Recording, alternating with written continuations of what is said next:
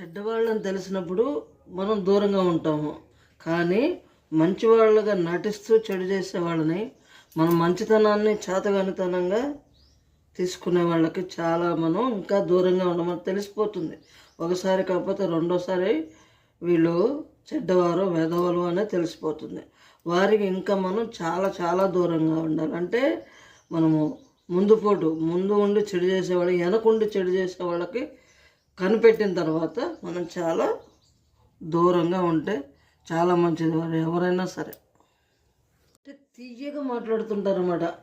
ఇక మనకు తెలియదన్నమాట వీళ్ళు చెడ్డవారు అని.